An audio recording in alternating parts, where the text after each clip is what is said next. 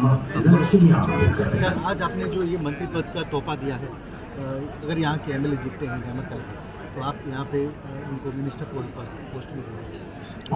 बिल्कुल, वो तो मैंने पब्लिकली घोषणा कर दिया है, तो मैं निभाता हूँ कि नहीं निभाता हूँ, सरकार बनने के बाद दोबारा पूछना। सर, एमपी इनकम में फैक्टर है यहाँ पे 7 ईयर से यहाँ पर जी से पहले भी वो बाई इलेक्शन में जीत के आए। कोई आपको लगा कि उनके डेवलपमेंट के काम को आपने देखा, 7 सालों में काम हुआ लगा? बिल्कुल जी, यहाँ 27 लिरुबोवा में काफ़ी अच्छा काम हुआ है यहाँ पे, इसीलिए न्यामर जी को यहाँ से दोबारा यहाँ से इलेक्ट करके भेजना ज़रूरी है। डेमोक्रेसी में देखिए कि जितने भी आप काम करो या कुछ भी करो, कुछ तो फैक्टर्स तो होता ही है कि डिसकंटेंट ग्रुप भी होता है, और मैं उन लोगों को ख़राब भी नहीं बोलता हूँ। डेमोक्रेसी में अपोजिशन भी होना ज़रूरी होता है, तो मगर हम लोग ने देखा है कि न्यामर जी यहाँ से बहुत अच्छा काम कर रहा है और we are very much satisfied by his performance here. जी सर, CCSS रूल के हिसाब से 1964 के अनुसार में government official participating political rallies is against the norms, so what do you have to say, because we can sense that many officers are involve in political campaign, political parties, they are unaware of this rules. ये जो campaign में जो participate करना वो तो totally गलत है, तो इस प्रकार का अगर कुछ सरकार के संगीन में आता है तो डेफिनेटली उसको एक्शन एज पर रूल्स हम लोग लेंगे। ये तो टोटली गलत है, और ख़ास करके MCC लगने का बाद तो और भी ज़्यादा मतलब स्ट्रिक्ट होना होता है। वैसे ऑफिसर्स लोग हो गया, डेवलपमेंट जो जहाँ जहाँ सरकार का प्रोग्राम है वहाँ में they have to be there, क्योंकि सरकार का अकाउंट है। तो इसका अदरवाइज कॉन्स्टिट्यूंसी में जो कैंपेनिंग वगैरह होता है किसी कैंडिडेट के लिए, किसी पॉलिटिकल पार्टी के लिए, वो जाना तो गलत है। उसमें एक्चुअली नॉर्म्स के मुताबिक वो लोग जा नहीं सकता है, तो इस तरह का कुछ होने से डेफिनेटली सरकार भी उसमें एक्शन लेंगे।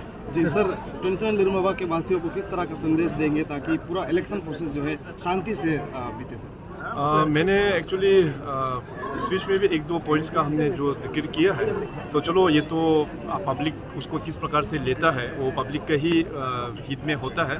तो एनीवे मैं तो यही कहेंगे कि इलेक्शंस जो होता है हर एक 5 साल में होता है, चाहे पंचायत हो या चाहे असेंबली या लोकसभा हो, इलेक्शन तो आते रहेंगे जाते भी रहेंगे, लेकिन खास करके मैं यही अपील करना चाहेंगे कि 27 लिरुबोवा के सभी जनता को, सभी वोटर्स को, कि नंबर 1 तो आप लोग पूरा खुल के वोटिंग करने के लिए अपना अपना पोलिंग बूथ में आना है, और ख़ास करके जो 18 एंड एबव जो इस बार जो पहली बार जो मतदान देने आ रहा है, फर्स्ट टाइम वोटर्स, आप लोगों से मेरा स्पेशल निवेदन है कि आप लोग ज़रूर आके अपना वैल्यूएबल वोट जो है कास्ट करना है। और दूसरा जो मैं अपील करना चाहेंगे कि देखिए इलेक्शनिंग जो है एक प्रोसेस होता है, इसमें अलग अलग पार्टीज़ का पॉलिटिकल कैंडिडेट्स लोग आएंगे, कैंपेन करेंगे, रैली भी करेंगे, मगर इसमें लॉ एंड ऑर्डर को अच्छे से आप लोग मेंटेन करना है, आपस में झगड़ा नहीं होना है। वोट चाहे भले ही आप लोग किसी को देता भी है, तो मगर अपने दायरे में रहते हुए जो भी प्रोसीडिंग्स है उसको करना चाहिए। लॉ एंड ऑर्डर इशू बिल्कुल इनकरेज नहीं करना चाहिए। Thank you. मुख्यमंत्री आए और एक रिजर्व मंत्री पद की घोषणा कर दी है पूरे लिरुबोवा के लिए, कितनी बड़ी बात है सर? हाँ, इनफैक्ट मुख्यमंत्री ये बात 2-3 बार कह चुके हैं, मगर आज सार्वजनिक रूप में पहले बार एक खुले मंच पर मुख्यमंत्री ने बोला है। और इनका मुख्यमंत्री, जैसे मैंने भाषण में भी कहा है कि मुख्यमंत्री का जो न्यामर कारवा को लेके एक परिवार की तरह जो उनका एक लगाव है, एक प्यार है, वो कई दूसरे स्तर पर है। तो मैं यही कहूँगा कि जो बात बंद कमरे में मुख्यमंत्री पिछले साल वर्ष से मैं सुन रहा हूँ जो कह रहे थे, उस बात सार्वजनिक कर दिया है कि कल उस समाज से अगला सरकार में 2024 में जो भी सरकार बनेगी भारतीय जनता पार्टी की तरफ से, वहाँ एक जो कैबिनेट पोस्ट है न्यामर कारवा की, तो न्यामर कारवा के लिए नहीं, 27 लिरुबोवा के MLA के लिए रिजर्व करते हैं, मुख्यमंत्री ने कह दिया। तो हम उसे तहे दिल से स्वागत करते हैं, और इसी के चलते हमारा जब घर वापसी से पहले, भारतीय जनता पार्टी में आने से पहले जो बातचीत इसी लाइन पर बात करते हैं, उसी हिसाब से हम पार्टी में वापस आए और न्यामर कारवा जी के लीडरशिप को हम भी साथ दे रहे हैं, पेमा खांडू जी के कहने। सर, तुम्ही कांका की ये डेट के बाद में अभी करदी समाज ये चीज़ को लेकर अभी साथ देगा? जैसे पहले विरोध कर रहे थे कि इस MLA ने इस बात को नहीं उठाया इन्वेस्टिगेशन में, अब आप लोग साथ दे रहे हैं, पूरी तरीके से इनका साथ देंगे अगर इन्वेस्टिगेशन? आज मंच से आपने भी सुना होगा, किसी ने डेवलपमेंट के अलावा कोई बातचीत नहीं करा है, नंबर 1। नंबर 2, ये डेवलपमेंट क्या है? ये एक पॉलिटिकल रैली है। आप भी कलर भी देख रहे हैं, भारतीय जनता पार्टी का कलर लगा हुआ है। और ये तुम्हें कंकर जी का जो केस है, it's a matter of investigation. जो वन मैन कमीशन जो बैठाया सरकार ने, पेमा खांडू सरकार ने, जस्टिस शर्मा इन्वेस्टिगेट कर रहे हैं, इंक्वायरी कर रहे हैं, और एसआईटी का जो केस चल रहा है। तो आज इसीलिए आपने भी देखा होगा कि इन्वेस्टिगेशन में है, तो किसी ने बोला नहीं है। और मेरे ख्याल से अब मैं कारकुन वेलफेयर सोसाइटी का मैं ऑफिस बेरर नहीं हूँ, तो मैं उसके बिहाफ पे कुछ कमेंट नहीं करूँगा, करना भी नहीं चाहूँगा। जी, आपका फुल सपोर्ट रहेगा अगर ये इनको टिकट मिलती है तो?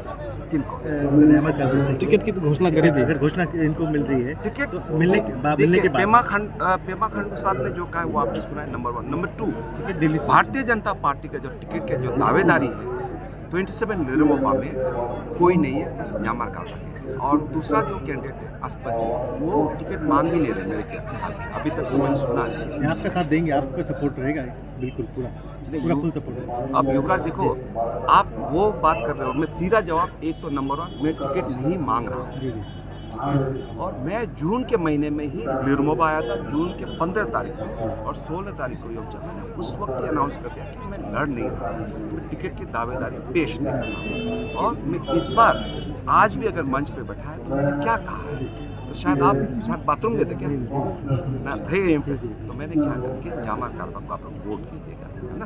हम न्यामर कारकुन को साथ दे रहे हैं। जी सर, मेरा तरफ से आखिरी सवाल, सीसी का ब्रिज और योमचा से ताई तक ये लॉन्ग पेंडिंग और बहुत ही खुशखबरी इससे चाहिए थी। अभी इलेक्शन हुआ नहीं, मंत्री पद मिला नहीं, लेकिन आज घोषणा कर दी कि इस साल ही हो जाएगा ब्रिज तो, और रोड के लिए भी किया जा रहा है काम। कितनी बड़ी बात है सर? बहुत बड़ी बात है, बिकॉज आप आज भी देखिए ये रोड है बहुत पुराना हो गया है ना। एक तो सिंगल रोड है और काफ़ी समय भी हो गया, एंड मैं उससे ज़्यादा मैं हमेशा ये बात कर रहा हूँ, it's a very prestigious constituency नाम के हिसाब से। लिजुम रंजन साहब ने 15-20-25 साल एमएलए रहा, मंत्री रहा, और हल्का फुल्का हेवीवेट मंत्री रहा, फिर जागोंडा में रहा। अब न्यामर कारकुन मंत्री भी नहीं रहा, फिर भी मैं इतना कहता हूँ कि 2019 से लेकर आज तक न्यामर कारकुन is almost like a cabinet minister. He has performed like a cabinet minister. He is a powerful MLA within the Pema Khandu government in the current dispensation. तो उस हिसाब से मेरे ख्याल से ये जो आज उपलब्धि है, जो रास्ते का जो 10 करोड़ का सेक्शन जो करवाया, वो बहुत बड़ी चीज़ है, बिकॉज आजकल ऐसे नहीं मिलते, बिकॉज अगर फंड एलोकेट हो गया तो मिलना ही नहीं है ना। तो ये बहुत बड़ी चीज़ है, और यही नहीं, और आगे वाले समय में इनफैक्ट यहाँ से अभी आप लोग भी आए होंगे रास्ते से, ये तय होते हुए, वो रास्ता भी आपने देखा, अच्छा है रास्ता, पर छोटा है ना। तो उसको बड़ा करने के लिए तो सरकार की मदद चाहिए। एक एमएलए से कुछ नहीं होगा, तो उस हिसाब से we thank the Pema Khandu government goes to the government and he is very generously acceded कि वो दे देंगे। Thank you.